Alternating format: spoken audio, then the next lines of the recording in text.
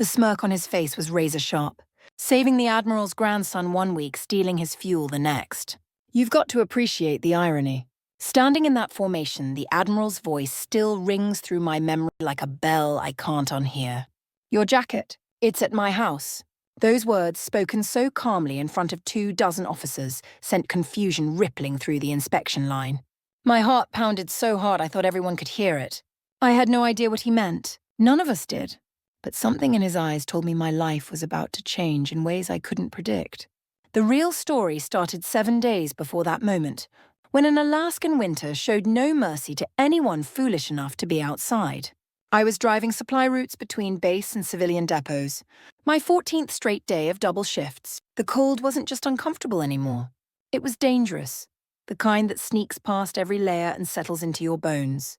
Route 9 wound past a tiny general store that looked like it had been there since statehood. I needed coffee badly enough to stop, maybe steal 5 minutes of warmth before the drive back. Wind slammed into me the moment I opened the truck door, sharp enough to steal breath. That's when I spotted them. A woman and a young boy huddled near the entrance, both underdressed for weather this brutal. She looked exhausted beyond words, her thin coat doing nothing against the cold. The boy was maybe 8, his face pale, lips turning that dangerous shade of blue. His entire body trembled as he tried to keep his hands warm inside his sleeves. I pulled my scarf tighter and walked over. "Ma'am, is everything okay?" Her response came too fast, too practiced.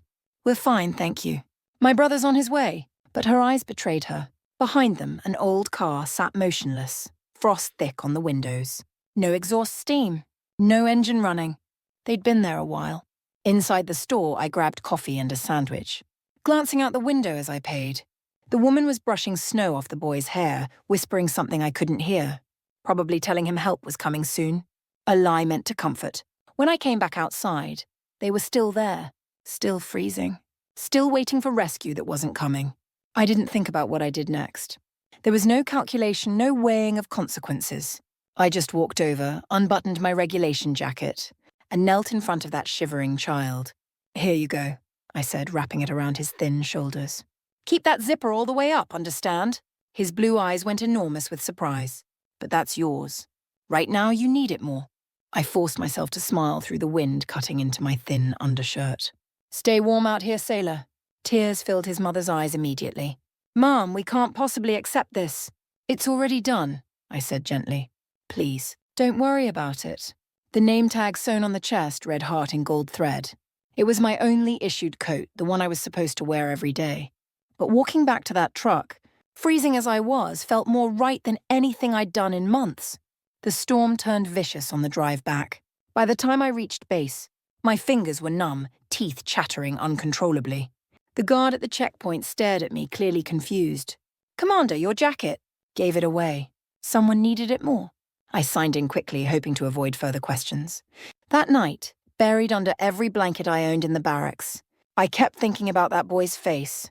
The surprise when I'd zipped the jacket around him. The gratitude in his mother's eyes. I figured that was it. One small act of decency in an endless winter.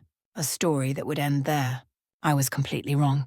The Navy doesn't let anything stay small. 7 days later, the base announcement system crackled to life. All personnel. Full dress uniform inspection. Admiral Hayes, Pacific Fleet, arrives at 0900. My stomach twisted. Fleet-level inspections were brutal. Everything had to be flawless. Every button, every ribbon, every microscopic detail scrutinized. I spent that entire night pressing a borrowed jacket, praying nobody would notice it didn't quite fit right. When Admiral Hayes arrived, you could feel his presence before you saw him. Tall, distinguished, silver hair, the kind of officer who commanded respect just by existing.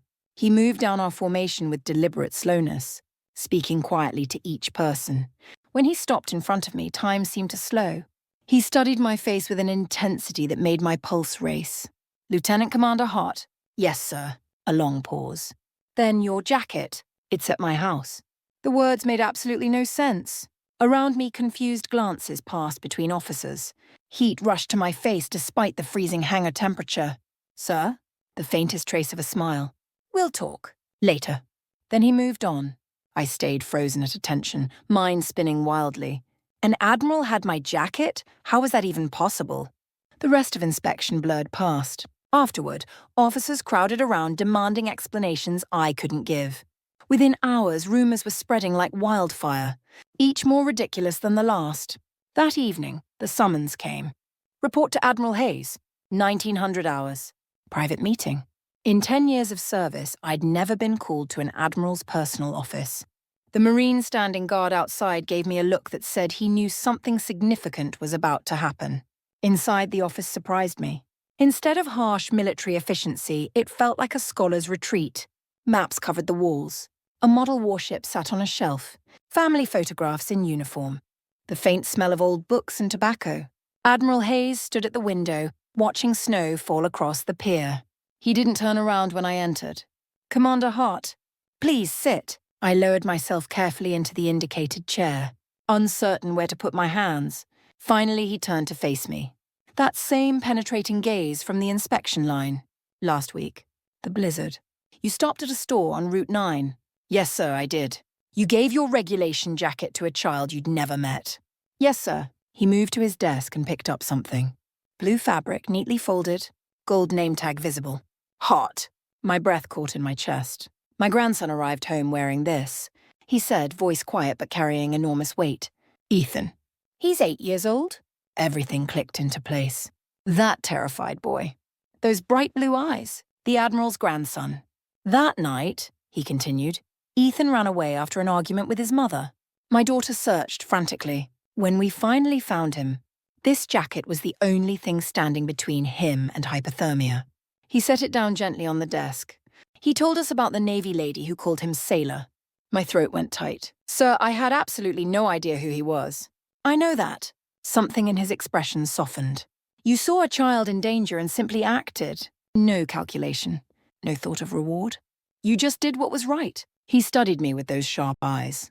"You reminded me what true service looks like. My family owes you more than we can ever repay." Words felt completely inadequate. I wanted to say anyone would have done the same, but we both knew better. "My daughter, Captain Rachel Hayes, wants to meet you," he said. "She'll be visiting the base next week." "That really isn't necessary, sir. It's already scheduled." His tone shifted slightly. "You'll receive a new jacket tomorrow. Security will handle the paperwork." For just a moment, I saw a 4-star admiral look at me not as a subordinate, but the way a grateful grandfather would. Walking out into the frozen night, something shifted inside me. This wasn't about recognition or advancement. It was about being reminded that small acts of kindness still matter, even when nobody's watching. I thought the story ended right there. But that night at dinner, Commander Russo destroyed any hope of peace. Russo had been in logistics forever. Ambitious, calculating, sharp as broken glass. Last year, I'd received a promotion he'd wanted badly. Since then, his courtesy had carried an edge like a hidden blade. "News travels at light speed around here," he said, cutting his steak with surgical precision. "The Admiral's personal hero. That must feel pretty good." "It wasn't anything like that," I replied, keeping my voice level. "A child was in trouble." "Of course." His smile never touched his eyes. "Just a child. But you know how these things grow, Hart. The Navy builds heroes up, then tears them down just as fast." The threat in his voice was unmistakable. "Russo didn't handle second place well." "I never asked for any attention." "I know," he agreed, sipping his coffee slowly. "But you received it anyway, didn't you?" That cold smile again. Sharp as the wind outside. Later, lying in my bunk, I tried to shake off the unease settling over me. The Admiral's gratitude had felt genuine and pure. But Russo's jealousy cast long shadows across everything. In military life, good fortune can transform into suspicion overnight. And shadows left unchecked destroy careers. Captain Hayes arrived the following week, bringing the kind of attention that made everyone on base stand straighter. The Admiral's daughter had built her own reputation. Decorated combat officer, respected leader, someone whose name carried real weight. An SUV pulled up outside the administrative building. A woman in uniform emerged, moving with confidence and purpose. And beside her, stepping out carefully, was the boy, Ethan. No longer pale and shivering, now healthy, wearing proper winter clothes, his face bright with recovered life. "Lieutenant Commander Hart." Captain Hayes offered her hand. "I'm Rachel Hayes. You saved my son's life." I shook her hand firmly. "I'm very glad he's safe, Ma'am. If you hadn't given him that jacket..." she said, voice catching slightly. If he'd wandered further into that storm without protection, we would have lost him. She looked down at her son. Go ahead, sweetheart. Ethan stepped forward carrying something with obvious care. My jacket, cleaned, pressed perfectly, name tag still intact. Grandpa wanted to make sure you got this back, he said softly. He said it belongs to you. I knelt to his level, meeting those blue eyes. You took excellent care of it. That means everything to me, sailor. His grin could have lit up the whole base. Watching them drive away, the world seemed to settle back into normal rhythms. Daily routines resumed. Inventory checks, paperwork, fuel records. The jacket returned to my locker where it belonged. But something had shifted beneath the surface. Some officers treated me with new respect. Others whispered behind closed doors. In the Navy, attention is a double-edged sword. Nobody embodied that darker edge more than Russo. 2 days later, he appeared in the supply hangar, examining crates with exaggerated thoroughness. Nice recognition from the Admiral, he commented casually. Thinking about switching to full-time humanitarian work? Just doing my assigned duties. Right. That practiced smile. Interesting how some people's duties get noticed by exactly the right people. In that moment, I understood this wasn't merely bitterness. It was pure corrosive jealousy. I'd received recognition he could never manufacture through all his careful political maneuvering. Several days later, Captain Hayes invited me to family dinner. I hesitated. Getting too close to command families carried risks, but her invitation felt genuine, not political. Their home sat just beyond the base gates. Modest, weathered by years of coastal storms overlooking dark water. Nothing pretentious. Inside, warmth radiated from every corner. Generations of service photos covered the walls. Ethan's crayon drawings hung beside military medals. Dinner felt remarkably real. Simple food? Genuine laughter? The Admiral told jokes his wife teased him about forgetting birthdays. Ethan clung happily to his grandfather's arm. For so many years, my life had been nothing but schedules and silence. I'd forgotten what family actually sounded like.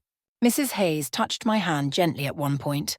Rebecca, my husband has spent 40 years teaching officers about strength in leadership. You reminded him, and all of us, that real strength can be incredibly quiet. The compliment felt foreign. Navy praise usually meant adequate or meet standards. Genuine warmth was rarer than summer in Alaska. But that warmth evaporated fast. The next morning, an email stopped my heart cold. Office of Command Integrity. Subject supply audit, critical irregularities detected. Your immediate cooperation required regarding missing fuel reports, Kodiak Station. My hands shook scrolling through it. Flagged entries under my name. Falsified numbers. Unauthorized fuel transfers on specific dates when I absolutely knew I hadn't been on duty. Someone had deliberately altered those logs. And only 2 people possessed system access. Me and Commander Russo. That afternoon, Russo strolled casually into my office. Expression carefully neutral. Heard Command Integrity's asking questions. Unfortunate timing for you. You know perfectly well I never touched those records. He shrugged with false innocence. I'm confident it's just an administrative error. These things usually resolve themselves. Then he leaned closer, lowering his voice to barely above a whisper. Though you have to admit, there's a certain irony here. You saved the Admiral's grandson 1 week. The next week you're caught stealing the Admiral's fuel. Life works in mysterious ways. He walked out before I could respond, leaving only the smell of coffee and malice behind. That night, I sat staring at the jacket in my locker. The gold letters spelling hearts seemed to mock me now. For 10 years, I'd believed integrity protected you. Follow regulations, do excellent work, and justice prevails. But sitting there in that freezing room, I learned a harder truth. Sometimes doing the right thing paints a target on your back.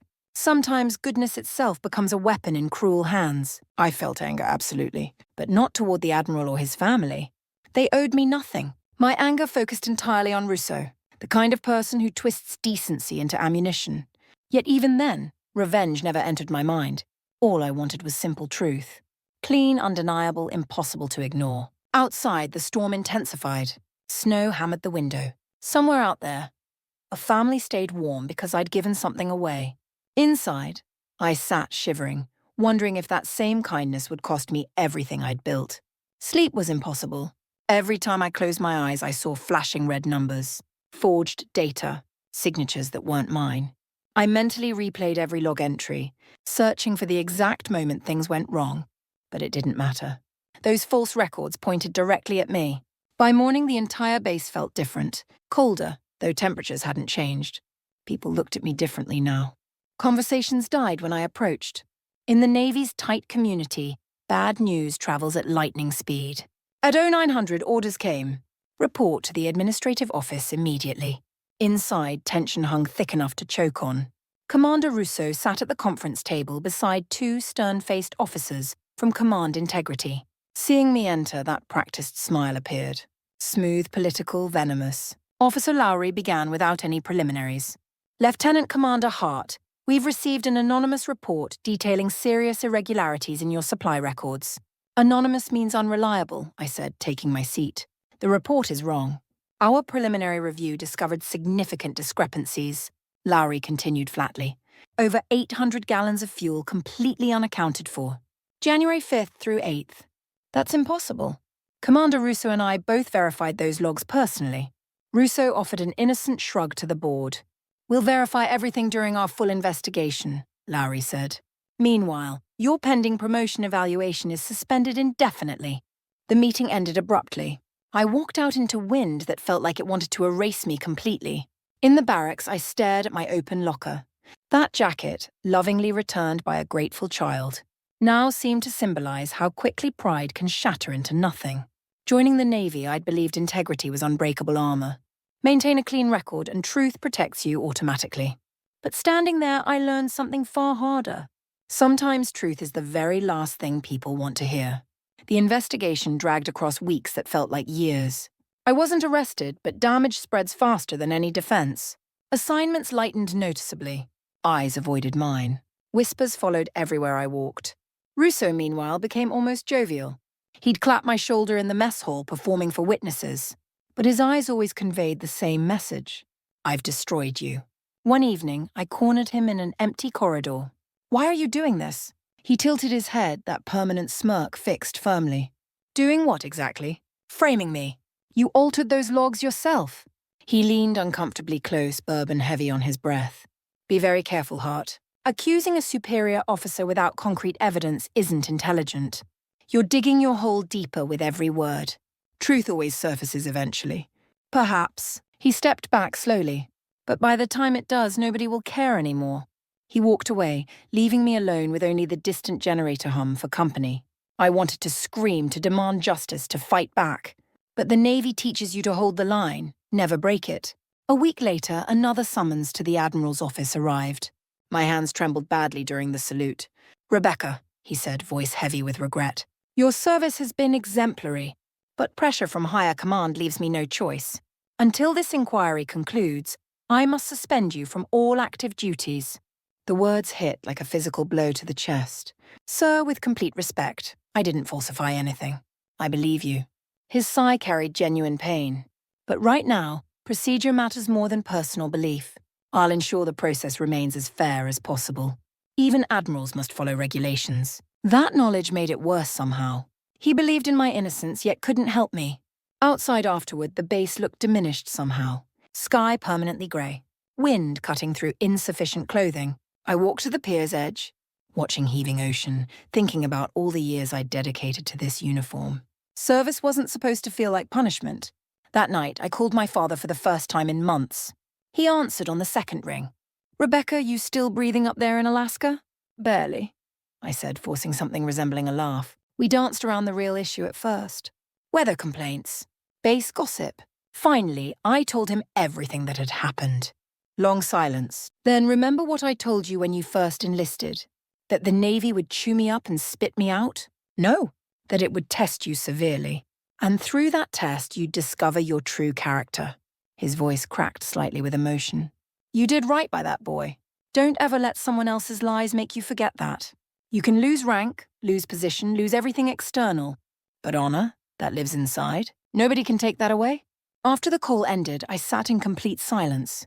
My father rarely spoke much, but somehow his words anchored me more solidly than any medal or commendation ever had.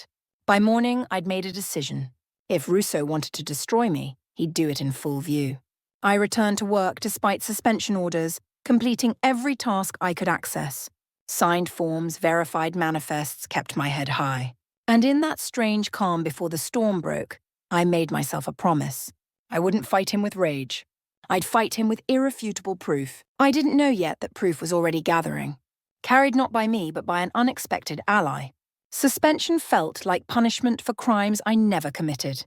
Days stretched into silent hours filled with meaningless paperwork. The uniform I'd worn with pride hung untouched now, as if it belonged to someone braver. But duty is a habit too deep to break easily. I still reported to the warehouse, helping enlisted personnel organize supplies and equipment. Officially, I wasn't supposed to be there. Unofficially, I couldn't just sit idle while my reputation rotted. Late one evening, I encountered Miller, the base janitor, mid-60s. Weathered hands, noticeable limp from an old deployment injury. He'd served longer than I'd been alive, working quietly in shadows, rarely speaking unless spoken to. That night, he was methodically sweeping near the fuel office where sensitive logs were stored. Evening, Commander. His nod carried deep respect. Still working after dark again. Trouble sleeping? I managed a tired smile. What about you, Miller? He chuckled softly. Sleep's overrated once your knees start complaining louder than your conscience. I started to move past. Then he said something that changed absolutely everything. Funny thing, he murmured almost to himself. Few nights back, I saw Commander Russo in here. Well past midnight. Had your personnel file open on the terminal. My pulse jumped violently. You're absolutely certain about that? Miller nodded with slow deliberation. He looked nervous as hell. Kept checking the hallway every few seconds. Didn't think much about it until I heard what they're saying about you. I leaned against the cold wall, breath visible in frigid air. Would you be willing to state that officially? He frowned thoughtfully. If it helps clear your name, absolutely. Men like him give our entire service a bad name. We didn't serve our country to watch good officers get destroyed by cowards. For the first time in weeks, genuine hope flickered inside me. The next morning, I documented Miller's statement in formal written format.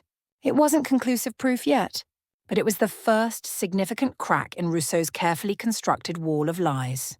Meanwhile, word reached me through junior officers that the Admiral's family had learned of my suspension. Apparently young Ethan kept asking his mother why the jacket lady wasn't coming to dinner anymore. 2 days later, a sealed message arrived. Report to command office immediately. Confidential meeting. Admiral Hayes stood near his desk reading documents in heavy silence. He didn't look up until I rendered a proper salute. At ease, Commander. We've received conflicting statements regarding your case. A formal hearing will be convened shortly. Understood, sir. He studied me with careful intensity. I reviewed your complete service record again last night. 10 years without a single disciplinary mark.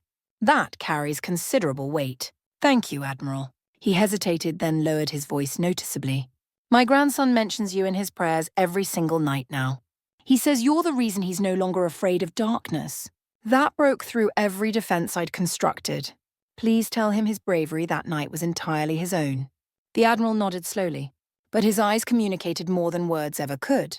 Something fundamental had shifted in his perception. Later that week, Miller's formal statement was officially filed with Command Integrity. The investigation reopened immediately. Whispers spread at remarkable speed. Forensic analysis had discovered evidence that sensitive logs were accessed from Russo's personal credentials during hours, when he'd claimed he wasn't even on base. Russo stopped acknowledging my existence entirely after that, but I could feel his tension radiating through every corridor. Faster footsteps, louder commands, eyes that refused to meet mine. One evening, I found him standing alone outside officer quarters, staring at the distant horizon. His tone attempted casualness. You really think this ends favorably for you, Hart? I just need to speak truth clearly. He smirked with false confidence. Truth's just another tool, Lieutenant. Eventually you'll learn that lesson when it stops working in your favor. Maybe, I said quietly. But I'd rather lose while standing with truth than win through lies. He walked away without responding, shoulders rigid, as if the falling snow itself was mocking his situation. Days crawled past. Then one morning, a courier arrived at my quarters carrying a plain envelope marked confidential. Inside was a single official sheet, formal hearing scheduled, all evidence submitted, required attendance for all involved officers. That night, sleep eluded me again. But this time, fear wasn't keeping me awake. It was absolute clarity. The Navy had taught me discipline and structure, but kindness had taught me something far more powerful. The strength of quiet, persistent integrity. My father's voice echoed through my mind. You can lose rank and position, but never honor. I wasn't certain if this would restore my career, but I knew one absolute truth. Russo had built his entire success on carefully constructed lies. And lies, no matter how elaborate, always leave evidence behind. Dawn broke slowly over the frozen harbour. Light reflecting off water looked softer that morning, like the world itself was finally beginning to thaw after endless winter. Maybe truth was finally waking up too. The hearing day arrived under grey, still skies.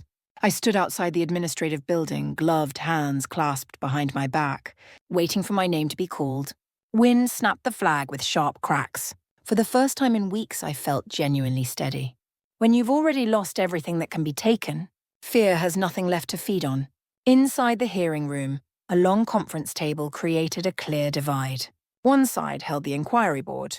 3 senior officers, 1 legal advisor. Admiral Hayes sat at the head position, expression completely unreadable. Opposite sat Commander Russo.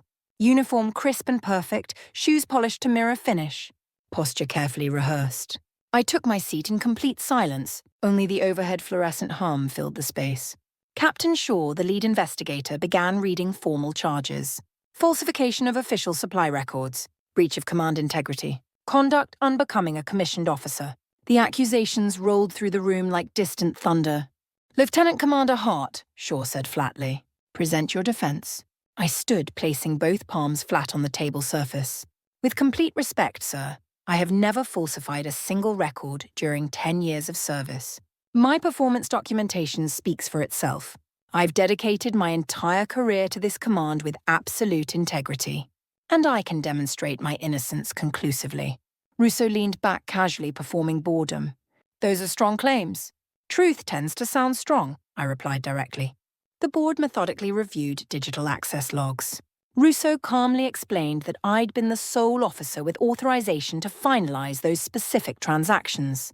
Therefore, the missing fuel was clearly my responsibility. His tone remained smooth, friendly, as if this were merely a training exercise rather than something that could end a career. Explain my motive, I challenged. There's absolutely no gain for me. My record demonstrates consistent reliability. Russo smiled with calculated coldness. Who can say, perhaps a side arrangement with the civilian depot? You've always shown generosity, giving away government jackets, perhaps other government property as well. That jab stung deeply. He was deliberately weaponizing my act of kindness, turning compassion into evidence of corruption. Before I could respond, Admiral Hayes raised one hand sharply. That's enough, Commander. Maintain professional decorum. Russo offered a stiff salute, though I saw his jaw muscles tighten with suppressed anger. The hearing ground forward for over an hour. Every shipment examined microscopically. Every signature analyzed. Every timestamp scrutinized. My mind drifted between present circumstances and that frozen night outside the store. The terrified boy, the swirling snow, the decision to give away my jacket. I wondered if compassion had cursed me, or if it remained the only thing keeping me whole. Halfway through proceedings, the adjutant entered quietly, handing the Admiral a sealed envelope. He opened it, scanned multiple pages carefully, then looked up. Not at Russo. Directly at me. Commander Russo, he said with deliberate evenness. When exactly did you last access the base fuel management database? Russo blinked with apparent confusion. Sir, I review it routinely as part of my oversight responsibilities. Why do you ask? The Admiral nodded toward Captain Shaw, read the forensic report. Shaw opened the document and began reading aloud. Digital forensic analysis confirms unauthorized database modifications executed on January 7th from Commander Russo's personal security credentials. Corroborating witness statement provided by Chief Maintenance Officer Harold Miller. Miller directly observed Commander Russo's unauthorized presence in the secure records area at 23:10 hours. Absolute silence descended like heavy snow. Russo's face drained completely of color. This is completely absurd, he said quickly, voice rising. That system is shared access. Anyone with sufficient clearance could have... Enough! The Admiral's voice cut through like ice breaking. You accused a subordinate officer based on data you personally falsified. You deliberately altered official records to sabotage another officer's career. Do you deny these specific charges? Russo's mouth opened and closed wordlessly. No sound emerged. The room seemed to physically shrink around him. I stood quietly, hands still clasped, heart pounding so hard I could feel it in my temples. I didn't smile. didn't gloat. I simply breathed slowly and evenly, letting pure truth accomplish what revenge never could. The Admiral turned his full attention toward me. Lieutenant Commander Hart, all charges are hereby dismissed completely. Effective this moment, your suspension is terminated, and your full name and reputation are restored without qualification. I saluted with absolute precision. Thank you, sir. My voice emerged steady, though I could feel tears burning behind my eyes. Russo received orders to surrender his command immediately, pending full disciplinary review. Rising to leave, he shot me one final look of pure frozen fury, the expression of a man utterly defeated by his own weapons. He passed without speaking. For once in my life, silence felt exactly like justice. When the board officially adjourned, I stepped outside into pale afternoon light. Air carried the scent of salt water and melting ice. A faint breeze lifted off the harbour, carrying distant seagull cries. For the first time in months, I felt weight physically lifting from my shoulders. Admiral Hayes followed moments later.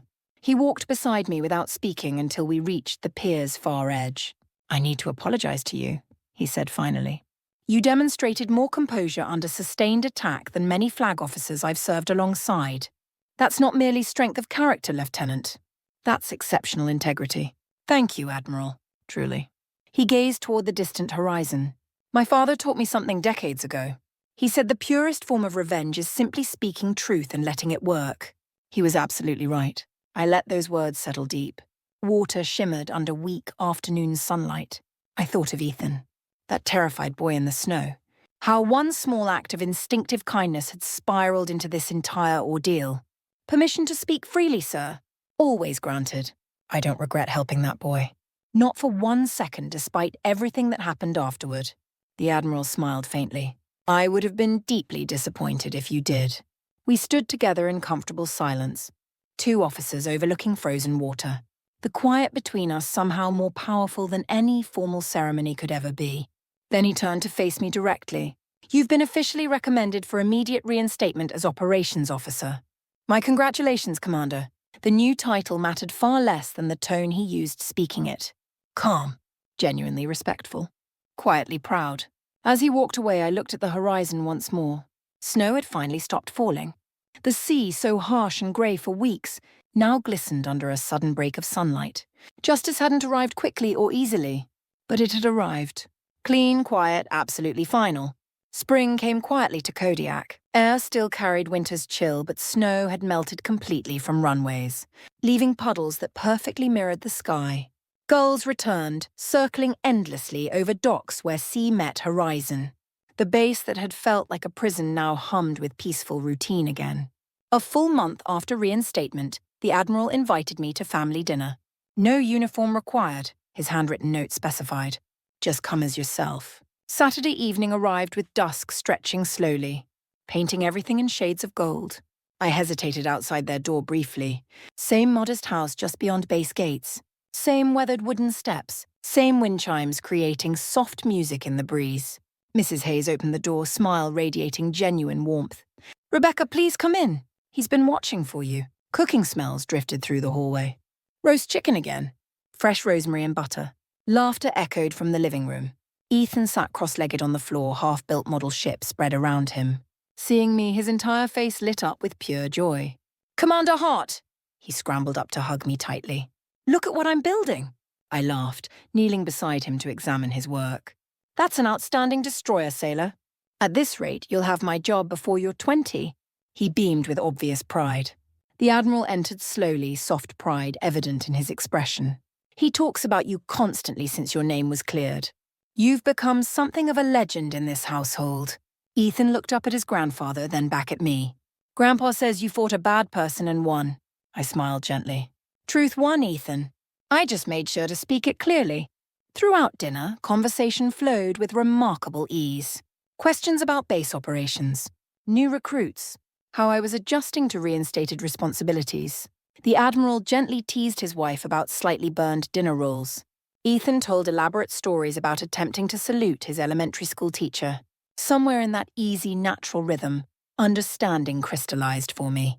I'd spent years believing the Navy was fundamentally about rank, rigid structure, absolute precision, about getting every detail perfectly right.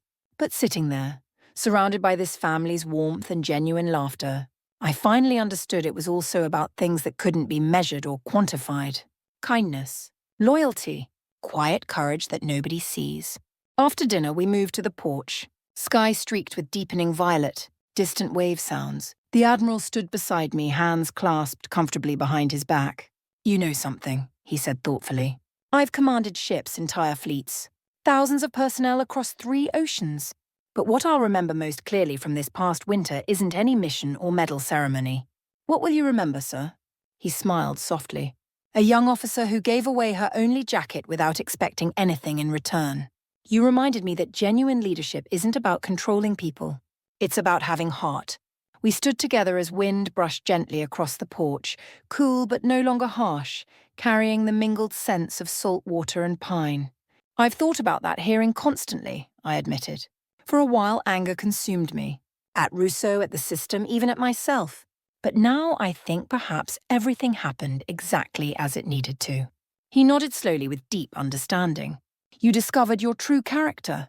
Most people complete entire careers without ever learning who they really are." I looked at him directly. "What happened to Russo?" "Dishonorable discharge," he said simply. "The official record speaks for itself now, but we don't need to speak of him anymore." Nothing vengeful colored his tone. Just clean final closure. As evening deepened toward night, I prepared to leave. Mrs. Hayes hugged me with the warmth of family. Ethan stood in the doorway holding something with obvious care. "My navy jacket. I wanted to show you I took really good care of it," he said softly. "But Grandpa says it belongs with you now." I knelt down, gently brushing hair from his forehead. "You took perfect care of it, sailor. Better care than I could have given it." He smiled brightly. "Will you come visit us again?" "I promise I will." Driving back to base, the roads lay completely empty. Radio played quietly. An old country song about home and unexpected second chances. I rolled down the window, letting cold air fill the truck's cabin. Along the coastal road, clouds finally broke apart. Soft moonlight cut through lingering mist. My father's words returned to me clearly. "You can lose rank and position, but never honor." He'd been completely right. Honor wasn't something the Navy gave me like a medal or commendation. It was something I had to actively protect, even when the entire world seemed determined to take it away. At the base gate, the guard offered a crisp salute as I passed through. For once, I didn't feel like just another officer on the daily roster. I felt genuinely whole. I parked near the pier, stepped out, walked to the edge where sea whispered against weathered dock pilings. Water lay calm, silver under moonlight's reflection. I could see my own reflection clearly. Tired, perhaps older, but steady. I thought of Ethan. Of the Admiral. Of that first frozen night when I'd handed over my jacket without any calculation or thought. One small gesture, barely significant at first, had become the thread connecting everything together. Compassion. Truth. Justice. Perhaps that's what life truly was. Not about grand victories or dramatic triumphs, but about quiet acts that ripple outward until they reach someone who desperately needs them. Before turning to leave, I whispered softly into the wind. Not every battle is fought with anger and force. Some are won with kindness and patience, and time delivers the rest. If you believe in quiet courage and doing what's right even when nobody's watching, share this story with someone who has served, or someone who's lost faith that decency still matters. Maybe they just need reminding that honor hasn't disappeared from the world. And if these stories speak to your heart, subscribe, leave a comment, or simply tell me where you're listening from. Because sometimes the smallest stories carry the truest and biggest lessons.